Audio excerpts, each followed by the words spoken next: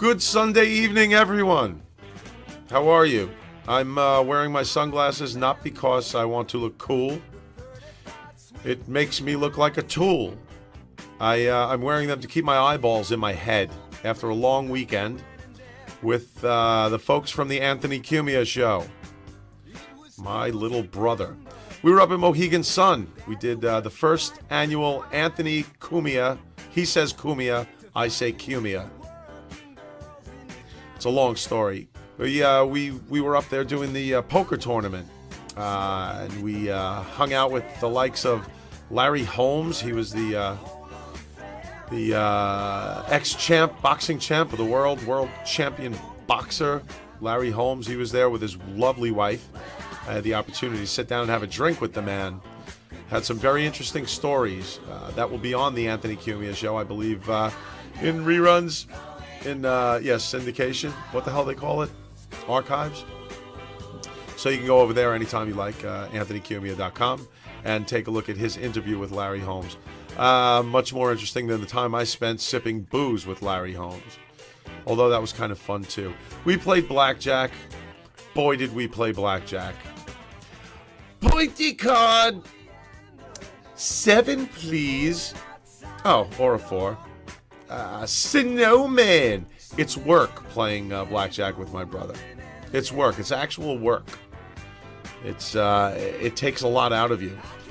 And he's just the luckiest son of a bitch I've ever met in my life. He starts off with a couple $100, walks away with tens of thousands of dollars. Sometimes loses it back, but he has the opportunity to quit while way ahead all the time. We spent the entire weekend up there at Mohegan. It was a very nice trip. I'm sure more of you folks are going to want to get in on these road trips because they're a lot of fun. All the fans were out, all the regulars. We had Fred from Brooklyn, Big A, Andrew won. He was one of the people that got paid off in the poker tournament. The big winner of the poker tournament was a guy that he was a poker mercenary. He walked in, he saw that we had a tournament going on, and he proceeded to win the entire thing. He won an Anthony Cumia trophy. He took a picture with Anthony's cardboard cutout and the trophy in the other hand, and I believe I saw that trophy tossed off to the side of the road on 95 on the way home. He didn't know who Anthony was, didn't care. He won a couple of grand. It was nice. I think top spot was about $2,800, something like that. We had about 120 entries. It was a good tournament. We had a lot of fun with it.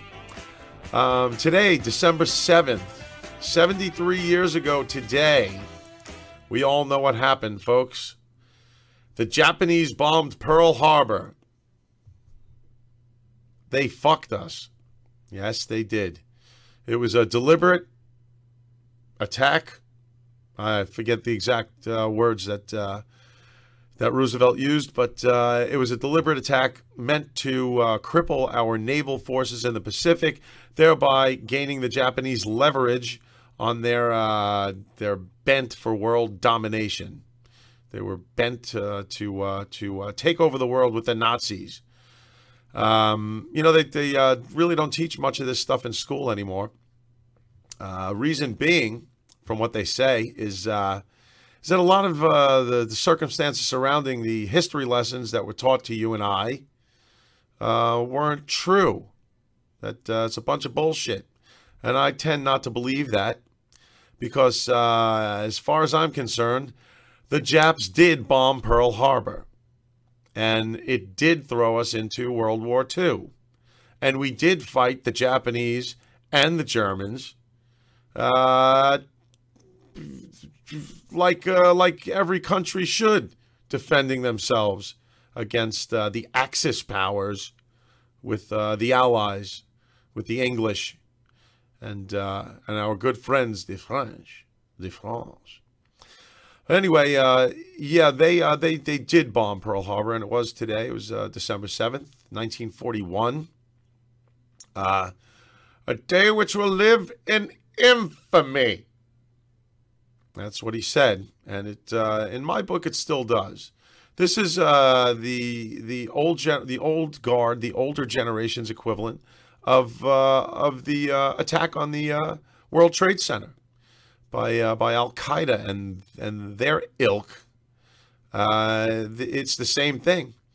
To this day, we use the term when you get blindsided by someone or you don't see something coming. You use the term "you got japped." I got japped, and that's where it comes from, folks. You got japped by the enemy, by the opposition. The speech that FDR made the day following the attack on Pearl Harbor was it's historical. It's just the kind of thing that you don't forget when you see it. But a lot of people don't know that there was a little something that happened prior to when he actually got the news. He was right there in the press conference, and he got the news that the Japanese bombed Pearl Harbor. It went like this. Thank you, thank you. Who bombed what? Where?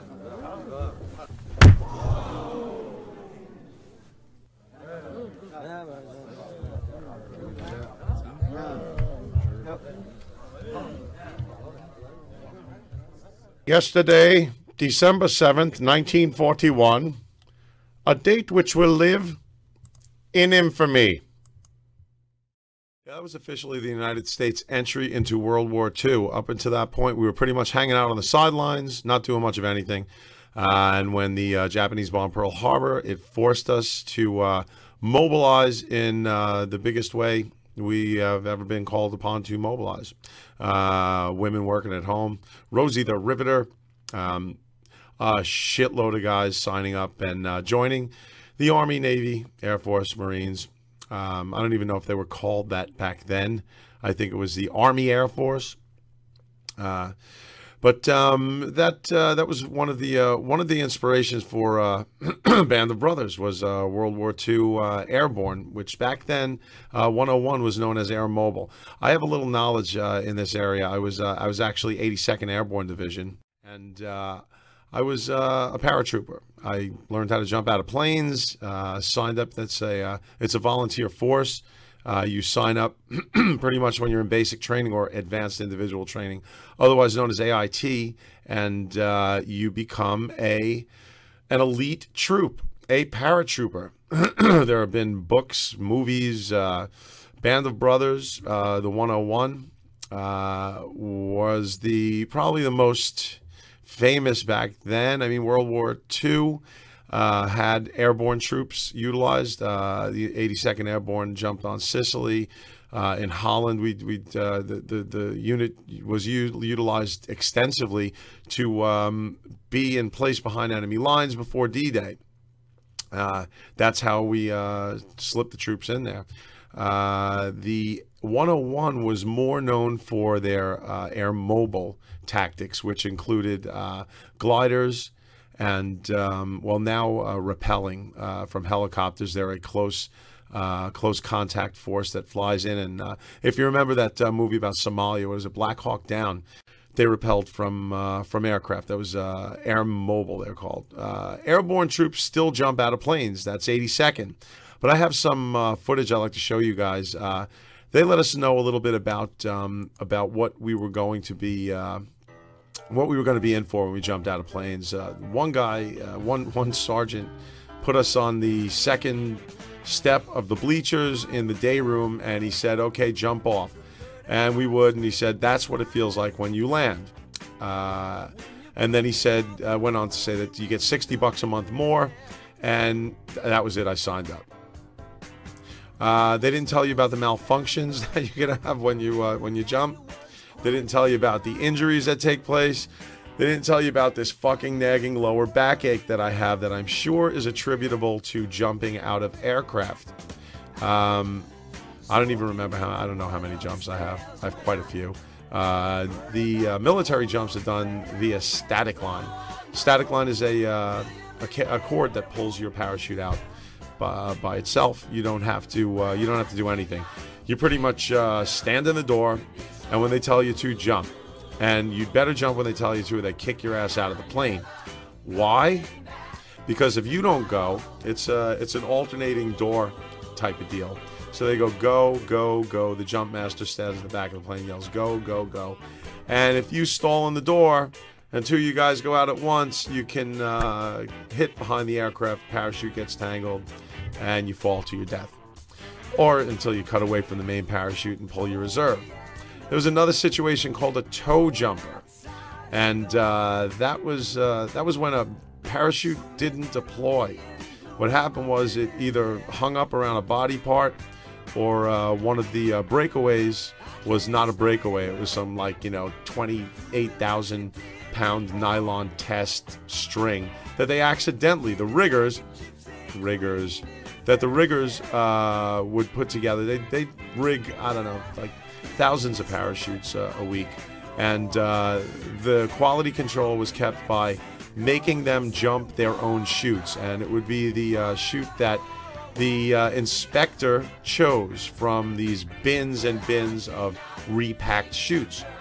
So they were pretty sure to get it straight. I mean, out of all the jumps that were made in the 82nd Airborne, there have been relatively few injuries and even fewer fatalities. So this is a little bit of footage that I found. This is a toe jumper. This is when, as I said, your chute doesn't break away, and you end up being towed outside the aircraft. And if you're lucky, the wind isn't so bad. If it's a windy day, you end up going like this up against the side of the airplane. What they tell you to do in that case is to show you're conscious, you're supposed to put one hand on your steel pot and one hand on your reserve. And if you're in this configuration, they will cut you away from the aircraft. So they know you're going to be able to pull your chute. If you're not, if you're doing one of these and you're looking all limp, what they're going to do is try to pull you in. And this was told to us by Sergeant Airborne, clear Sergeant Airborne. This was told to us by our instructors in jump school at Fort Benning, Georgia. If they cannot pull you in and you are unconscious, indeed unconscious, what they do is they foam the fucking runway and land you outside the plane. I don't know how many times that was done. I don't know how many times it was done successfully. I would venture to say none. But that was what they told you. And here's a little clip. This is a toe jumper. This is what a toe jumper looks like. All right, we have a normal exit. Deployed chute. That, not so much. It looks like a static line hung up around either his reserve or his rucksack. The rucksack is the equipment bag that every paratrooper carries in front of him below his reserve. It's tethered to him so that when they get close to the ground, they can drop it before they land. And this guy is looking much like a limp noodle. He's hanging there. If they cut him away now and he's unconscious, he will end up a piece of the pavement on that 8-lane highway below. So the jump master's in the door right now, waiting to see if he regains consciousness. If he does, he'll put his one hand, left hand on the steel pot and his right hand on his reserve. As soon as they see that, they will cut him loose and have him deploy his reserve. The reserve chute, by the way, is not a guaranteed lifesaver. You hit the ground like a ton of shit. It hurts when you land with a reserve chute. There's not too much air inside one of those things, so you're coming down almost twice as fast as a normally deployed T-10 military parachute. You're supposed to turn into the wind, use it a lot like an aircraft landing or a hang glider landing, and that's the looks like they cut him loose, and there's his reserve. He'll live, but the next guy, the next bit of footage I have is what happens when you hit the ground a little bit too hard if you're running with the wind. Another common malfunction with a parachute is called a Mae West. The Mae West is, well, the old actress, and it's meant to emulate her large cans. What happens is a suspension line loops over the top of the chute, and it becomes two smaller chutes that kind of bow up at the top, look like a pair of tits. Hence the Mae West. And this is what happens if you get caught up with a Mae West or a streamer and you hit the ground kind of hard. This poor bastard, I would not want to be him. Alright, I'm giving you guys some volume on this one, just to give you the feel of how it is to get out of an aircraft at that relatively low an altitude. This is a combat jump at about 1,000 feet AGL above ground level that you really, once you're out of the plane, it's literally seconds before you're on the ground. And they want to keep it that way so that if you're jumping into a hot LZ, you don't want to get shot up while you're in the air. You see him grab the riser. He's turning into the wind, or he's making an attempt to turn into the wind. You should be facing the wind. This way you're gliding into it, and it slows your descent. The back of the parachute, it almost acts as an airfoil, so that as you glide into the wind, it slows your descent down. He looks like he's doing fine to this point. No malfunctions. He looked up, and the chute looks okay. He's getting real close to the ground. You're getting ready to do your PLF. You keep your legs bent. You let the rucksack go. You saw that fall. And now he's just about to hit the ground. You get nice, relaxed, comfortable, legs bent at the knees. Get ready to hit the ground. And, oh, that didn't sound good. Help! I broke my knee, man! Oh, man. Oh, God! I broke my leg, dude! 911, dude. I broke my knee, man! Oh, it fucking hurts so bad. I broke my fucking knee, man! Oh, God. Oh, God, it hurts so fucking bad. I broke my knee, man! Ah! Ah! Oh, God! Pull my hand. So I guess whether you're a relatively unknown military man, member of the 82nd Airborne Division, or world-renowned comic Bob Kelly playing football in a field with a bunch of other comics, breaking your leg sucks. That we've established through that last little video montage. We'd like to thank on this day, on this 7th day of December, all of the veterans, as I do every Veterans Day, that helped us preserve the freedoms that we enjoy, most of them anyway, today in these United States of America. And as you know, it really only took one bold move by the United States to change everything around. That's right. One big-ass bomb dropped on Hiroshima and another one on Nagasaki. We beat the shit out of the Germans on their own turf, and continued on to be the, well, the best goddamn country on the planet. All right, we're going to get moving on. I have a montage of the worst album covers of all time and the music that goes with them. I put this together for you guys. Enjoy.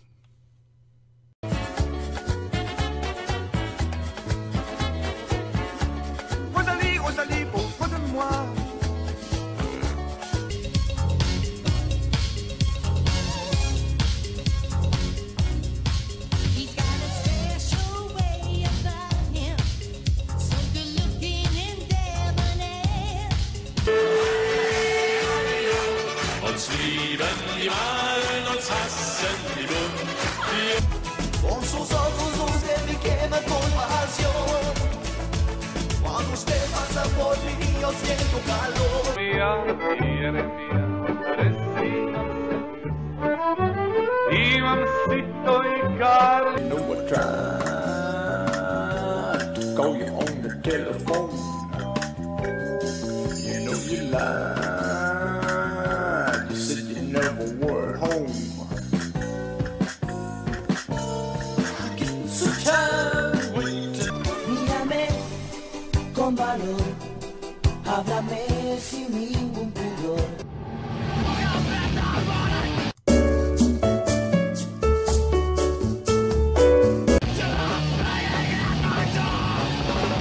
became flagrant. My talent's endangered. Going through shit like I'm an anus. Mara, we're gonna pass a law that'll make everything alright. The love of Jesus and He's coming again. He's coming again.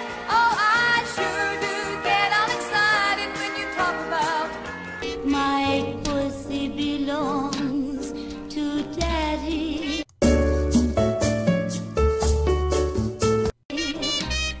So let my pussy be. Holy Spirit, flow through me. Ho, ho, ho! From the north to the south pole. You know it's awful damn cold. But I gotta get out of here and take these presents to all these bad motherfuckers that I know. Say no to drugs. Dedication to all the nastiest people in the sexual relations, as I would say.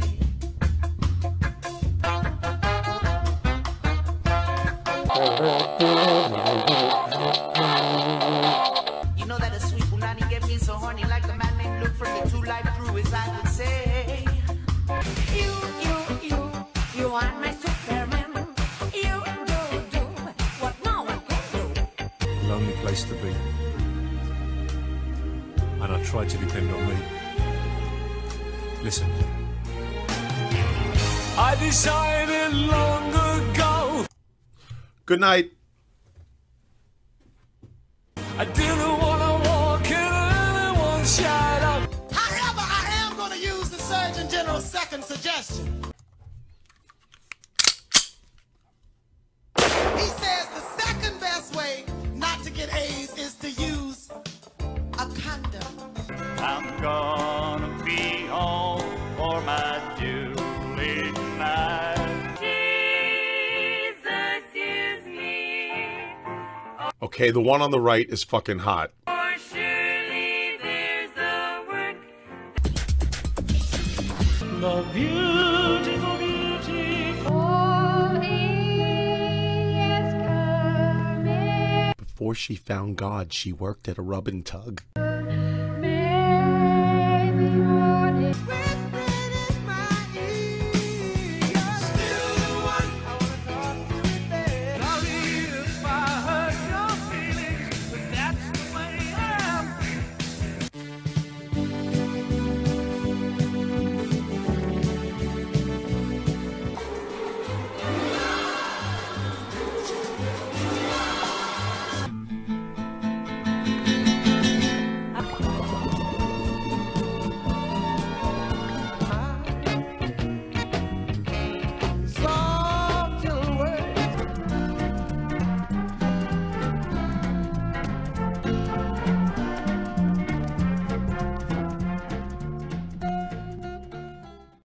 All right then, that was that was meant for all my detractors. That was meant as a punishment. That was torture. Look at that, Joe. Joe Piantaro is still much bigger than me. After watching that montage, I'm bigger in a different area now. You work out. Well, after Peppercock, what the hell's that guy's Pepper Pecker? Those Come were on, some pretty boys there. You can't buy stuff like that anymore. Those records, some you see like they were in the 50-cent bin.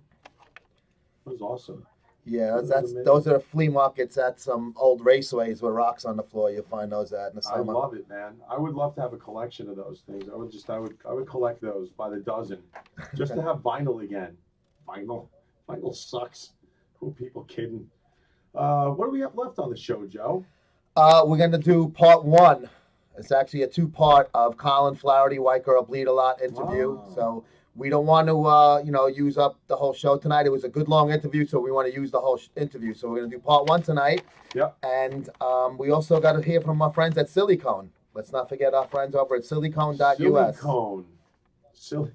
Silicone. Tits. Yeah. But tits. I wish they made tits because they sent us some stuff. So if these were tits, I would be fucking them.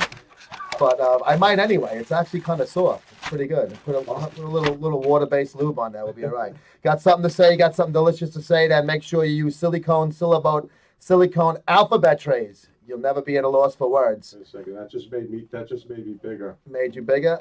Oh yeah. Make letters out of ice, jello, chocolate, wax, and fit Brother Joe's cock in there. Crayons, anything else you want to mold to say whatever it is that you need to be said. Great for birthdays, holidays, New Year's Eve, all of that stuff. Are you growing out there? I'm looking at the screen. I'm watching you grow. That was me. I grew. You're growing. See? Spell out bitch in your mother-in-law's drink. Tell your wife that you want to have a little fun when you get home. Anything else that you want to say, you can say it with our friends over at silicone.us. Enter the code Joe at checkout, and you get this shipped for free to your house. That's awesome, man. We also have very special musical guests tonight. I usually close the show out with our musical guests, and they are the Amish Outlaws, straight from Lancaster, Pennsylvania. These guys are awesome. They're an amazing band, a cover band, but they do everything, and they make it. They pretty much make it their own. Technical glitch alert. Here we go. Watch this. And it looks like we were doing so well. We were doing so well. Watch this. And now, Colin Flaherty. Oh my God, what a fucking retard I am. I swear to God. Skype. We have Colin Flaherty, best-selling author of White Girl Bleed a Lot. Honestly, the first time I saw the title of the book, I thought he was a gynecologist. I thought it was a dissertation on the menstrual cycle of Anglo-Saxon American women. But evidently, it's much more interesting than that. Colin, glad to have you on the show. How's it going, man? Happy to be here. And you sound clear as a bell, my friend. Oh, great. Yep. I don't even know where to start. I mean, with the with everything that's gone on with my brother in recent months, as I'm sure you're well aware of. And I wrote an article about your brother for Breitbart. You did, yes. I haven't had a chance to read anything in the past, I don't know, 2 months that I've been putting this thing together. But I did get, I got up on the website, and I started getting into the book, and it's more than just an interesting read. It's honest, truthful, and as you say, without racism, rancor, or apologies, which is very rare these days. Well, the book's about an epidemic of black mob violence, black on white crime, the knockout game. That's half the book. The other half of the book, I document how over and over the media ignores it, condones it, denies it, even lies about it. Very true. Very true. I've been, well, I mean, the victim of, in a very juvenile way. Anthony and I went to, when our parents divorced, we went from living in plush East Northport, Long Island, New York, to Central Islip. Everybody knows, yeah. Joe knows about the island. I'm not sure how familiar you are with Long Island, Colin, but Central Islip, I like to refer to as South Central Islip. It's not a pleasant place to live, still isn't. And back when we were kids in the late 60s, I basically had a fight a day with various kids of color. This isn't something new. I mean, you're talking about a lot of recent activity, such as the knockout game. Oh, stop it! I don't even want to hear that. Such as the knockout game, and call from no. 10614141. I'm so sorry, Colin. We're good. We're okay. This is late. This is interesting. This is live radio. You know what? I'm getting rid of this. Hang on, I'm unplugging my phone. 1141. All right, that's it. Done. Hey, let me ask you a question, Joe. Yes. Okay, so take your experience in Long Island. How many people do you know in your tiny little corner of the world? How many people do you know were victims of the exact same racial violence? Or how many people you know who were not victims of that? I can't begin to. Yeah, well, of course. The kids I grew up with, the same kind of situation. I went to the little Catholic boys, high school. My other friends went to the public school. 10 of them went to the public school. Not one of them finished. They all dropped out for that exact reason. Every day, constant victims of constant racial violence. So start multiplying this out. The enormous number of victims of black mob violence, black on white crime, and this black hostility to white people that I document over and over. When you start documenting that, you start counting up the numbers. The numbers are enormous. You know what the sad part about that is?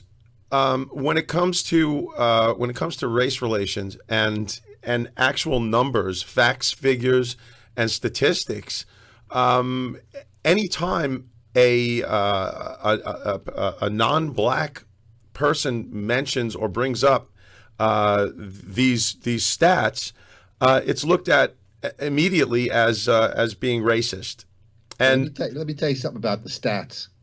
The stats, of course, are just as bad as they can be, correct? Black versus white is crime is 6 times, 8 times, 10 times, 50 times greater. As bad as they are, the stats are actually much worse because you have witness intimidation, you have stitches for snitches, you have Bronx juries that will not convict black defendants, and you have in Baltimore, New York, they're cutting in half the number of people they arrest. Melissa Harris Perry on MSNBC said black women don't report domestic abuse and rape because they don't want their men to be the victims of the racist white police. That's 5 reasons why, as bad as it is, it's a whole hell of a lot worse. And guess what? I don't really care what people say. Like Thomas Sowell said, his definition of a racist is any conservative winning an argument with a liberal. So here's the way we have to talk about it. Yep. We have to talk about it without causes, solutions, all these big general theories. We have so many crazy facts. Why don't we just stick there? Why don't we just keep confronting these deniers of racial violence with the facts? They can't deal with that. That's why they always want to change the topic and go to causes and solutions. Of course, and I mean, and God forbid it's a white person saying the same exact thing that black leaders say every day. Silence the violence. Stop black on black crime. God forbid it's you or I who makes that statement. Here's the thing. Listen, you and I don't have to worry about that. Your brother doesn't worry about it. I don't worry about it. You know what happens? People go, Colin, you must get a lot of this. You must get a lot of that. For every one person that kind of says, Colin, you're a bad person, I get hundreds that go, man, I'm really relieved somebody's talking about this because I thought I was the only one it happened to. Exactly. But how many people actually come out and say that in the public? More and more. Yeah, nowadays I can see that. Back in back in the day, back when Anthony and I were dealing with it, to make a statement like that was overtly racist. You were just about a member of the KKK, and believe me, I as a musician, and I mention this a lot, I'm involved with and do business with people of color every day. And I've yet to have a problem in that sector. We're talking about a specific portion of the black community, and it's getting larger and larger by the day. That particular portion of the black community, which in essence makes crime against violent crime against white people more and more prevalent. I mean, it happens. Here's the thing: there's too many victims now. Too many witnesses, too many videos, too many 911 calls, too many people that just are wondering, what the hell's going on here? Why are you telling me it's open season on black people? Why are you telling me that black people are relentless victims of white racism and white violence? When guess what? It's the other way around by a factor of 10, 20, 30, 50, 100.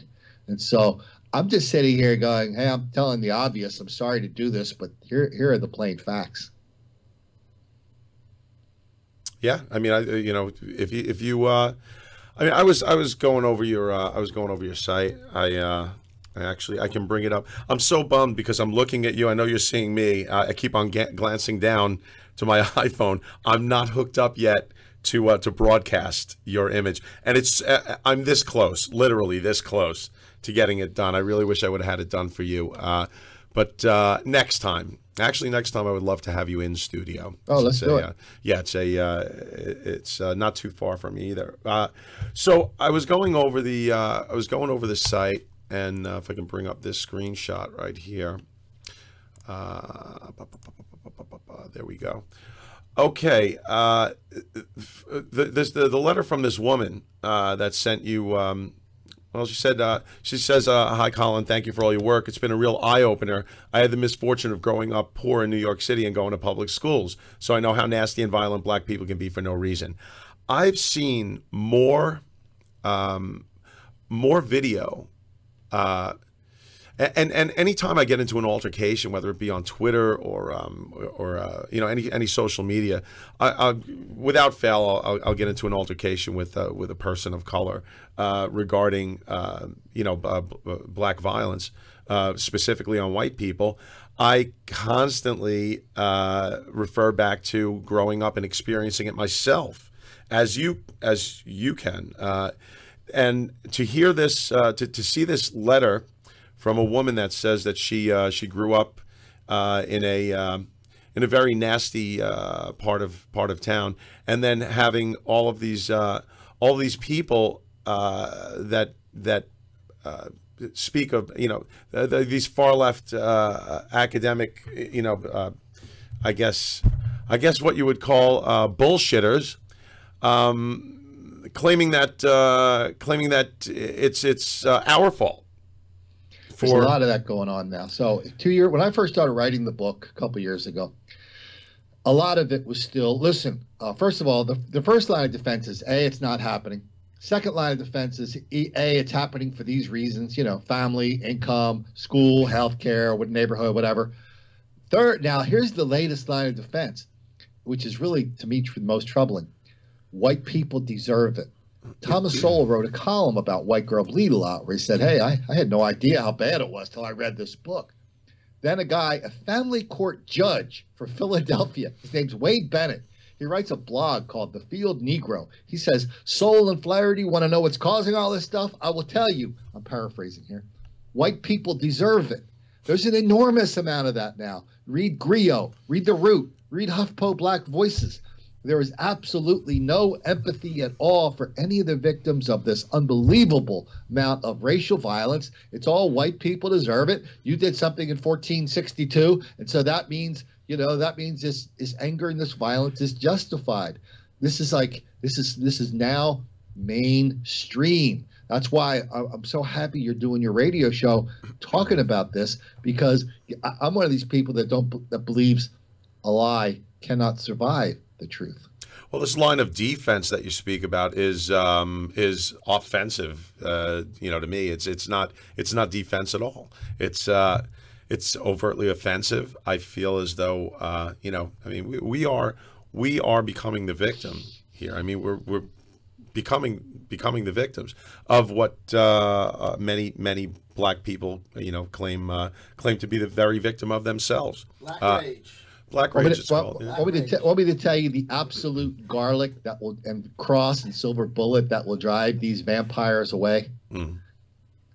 Just say, oh, can you send me a link to that? Oh yeah, that's usually the best. And it's like, excuse me, hey, is this thing working? Hello, where'd that guy go? Yeah, he's gonna send me a link because I could send you hundreds. Okay, one will do. Go ahead. There's no argument. There's really no argument. It's all over the web. I was in a college class the other day in New Jersey talking about this, and one of the black students stood up and said, "What about white riots?" I said, "Yeah, let me tell you about white riots, including the recent pumpkin riot." I mean, I'm an aficionado of riots, right? So I think these white riots are so disappointingly tepid. There's never anybody killed, never any knifings, shootings. There's never any fires. Police aren't being attacked. So come on, if we're gonna have some white riots, I wish they would, kind of get their act together a little bit. And what about the Asians? They gotta Riot properly, damn it. Stick too. Riot the right way. But you know what's funny though? We don't defend when somebody riots. Like if somebody wins a Stanley Cup or a World Series recently, I'm not defending. Hey, that's okay. They just kids blowing off steam. I think there's just as bad assholes as the black kids that are rioting and doing flash mob stuff. I don't defend either one of these. I am happy to report that many of the sports riots that I hear about, they are a diverse affair. Yes. I've been stocking up on my bullets. Anthony and I both. I mean, I refuse to be a victim of any type of violence, street violence, home invasion, or otherwise. You want to get a scary Google News alert. Set up a Google News alert for home invasion. See what you see in your mailbox every day. I'm sure it's daily. You will be astonished by the number of black on white home invasions. It's like they come out of central casting. It's always it's a couple of old people. They're somewhere in the country, the suburbs, isolated place. Couple of black people, 1, 3, 5, 10. God, I have a 911 tape on my phone call on my website of a 911 call from the exact kind of thing. A 92-year-old woman begging for help because she and her husband, who's now is dead, she doesn't know it, are victims of home invasions. This is just enormous. Oh man, it's scary how many home invasions are out there, Joe.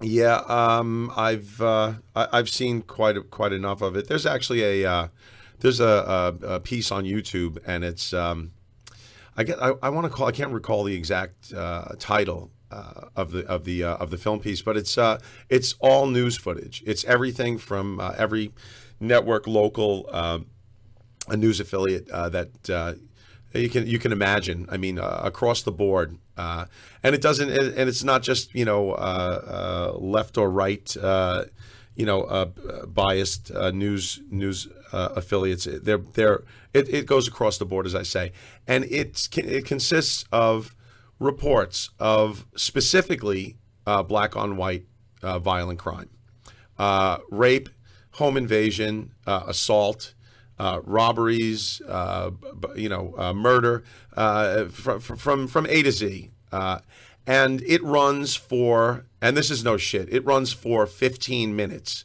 It's on YouTube. I think it's black terrorism on the white race, something like that. If you Google it and you put YouTube in the title, you'll see what it is, and without specifically, I mean, taking the entire line, and this is not an apology, without taking the entire race, because a lot of people tend to misunderstand, without taking the entire race and putting them all in this one category, there is an unbelievably inordinate amount of a percentage of black males that like to hurt white people, and this clip is astounding. It's astounding. It runs, like I said, for 15 minutes, and it doesn't stop. One report after another, after another, after another. I've also seen recently why this behavior is going to continue and who perpetuates it. I saw a video recently on Twitter. I think it was posted. A mom, and I use the term loosely, it was some big fat black bitch in the hood, forcing her child to fight another kid. They were 6, maybe 5 or 6 years old, and this is the behavior that I believe is and most people believe is going to perpetuate that type of action. They're taught from a very young age to throw hands the moment they have any type of problem with another human being. They're not taught to, and these are, as I said, inner city, most of them inner city, disadvantaged youths that go to violence. I mean, that's the first response. Much like the the hoe in Times Square that ended up getting my brother fired. I know the videos you're talking about. There's dozens of them, right? The kid videos, dozens. Hundreds. Here's the most disturbing thing about them is that the people watching are always laughing.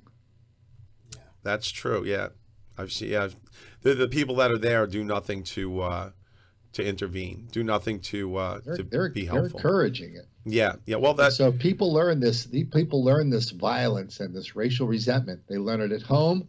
They learn it at school. They learn it from their music. You know where they also learn it? They learn it at church. Reverend Wright was not an outlier. He's a rock star. He's on the circuit. He travels around the country.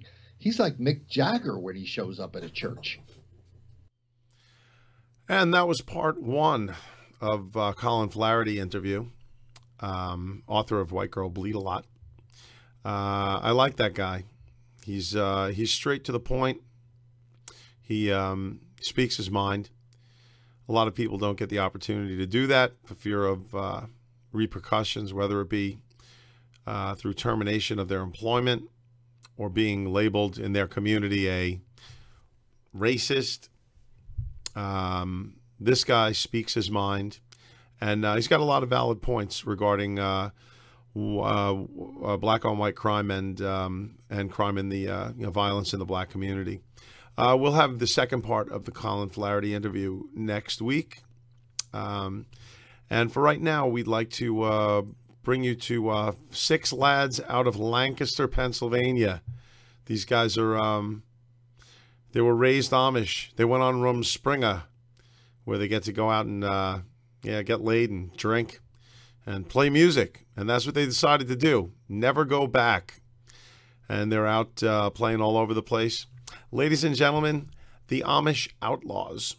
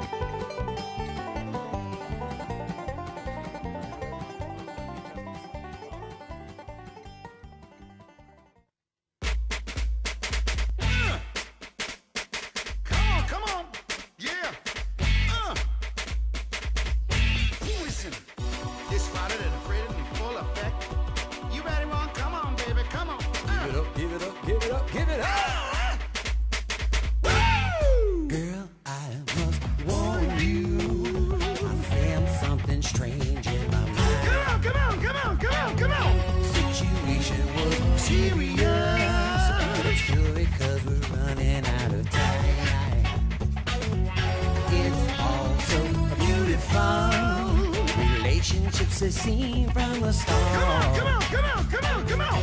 It's all so deadly. When love is not together from the heart.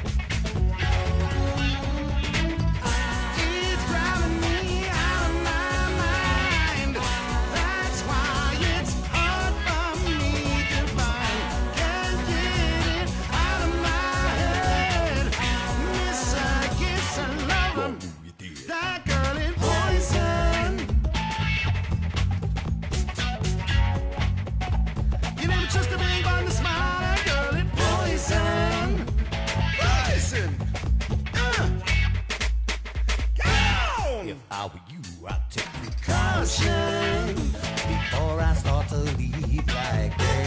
Come on. You know, cause him some portion. He'll think she's the best thing in the world.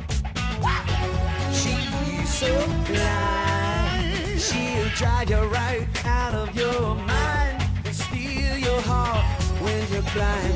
Beware, she's scheming. She'll make you think you're dreaming. You'll fall in love and you're the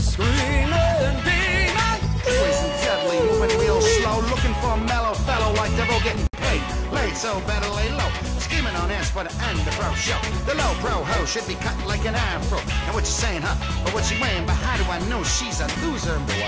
Cause me and the crew, what we do? Come on now! Oh yeah, oh yeah! Stop that! That girl is poison! Poison!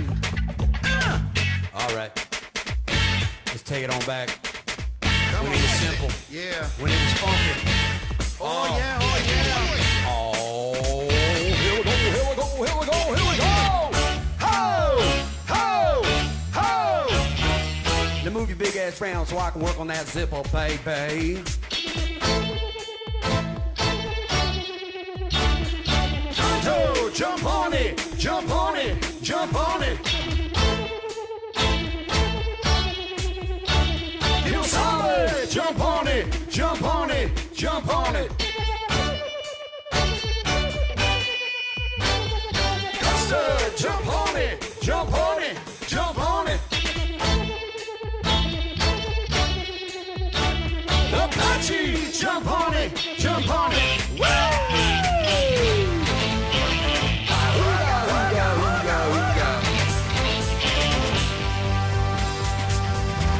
At the bar, shaking and taking it off. And at night, I played the wall. I was checking out the fellas, the highs and lows. Keeping one eye on the clock, still clocking them. There's one particular girl stood out from the rest. Poison as can be. Hot power check. Michael Bivens here, and I'm running the show. Belle Biv DeVoe. Now you know.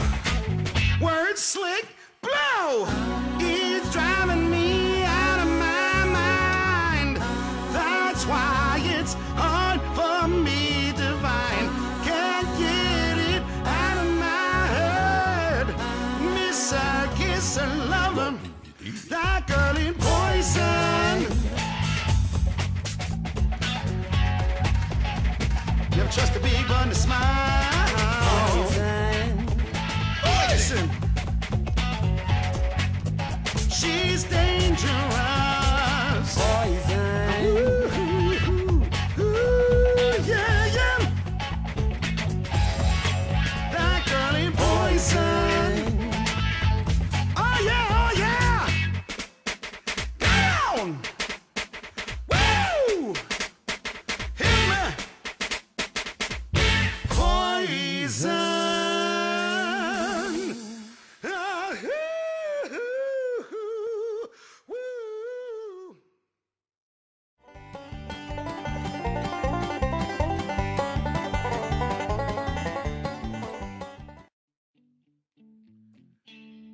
Something for you now, nice and easy.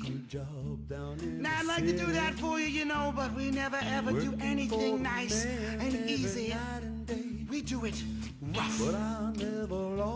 So we're gonna take the beginning of this song right here, and we're gonna play it how you say easy. But then we're gonna take the end of the song, and we're gonna play it rough. Cause that's just how we do Proud Mary.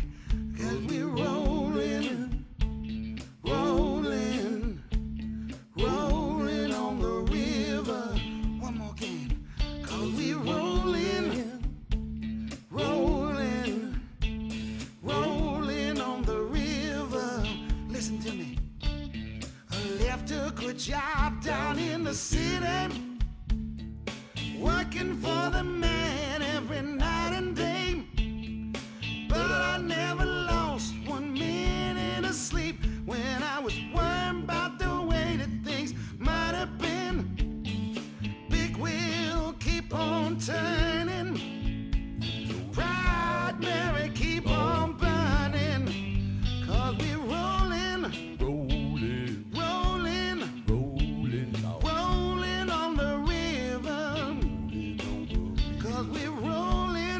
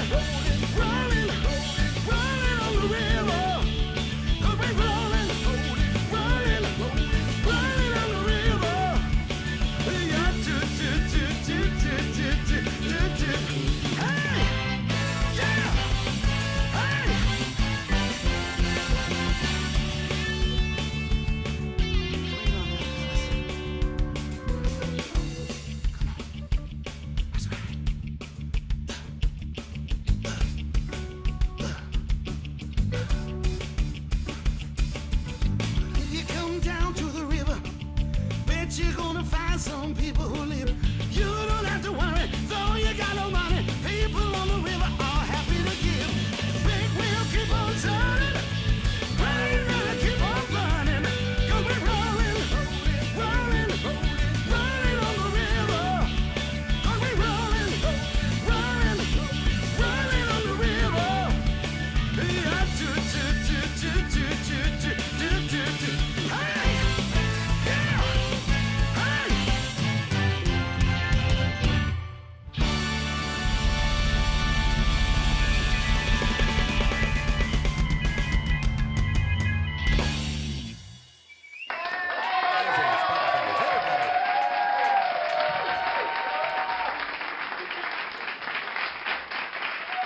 Ladies and gentlemen, the Amish Outlaws.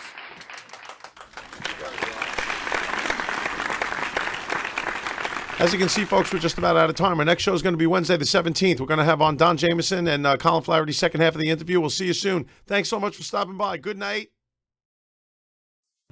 We now return control of your television set to you. Until next week at this same time, when the control voice will take you to...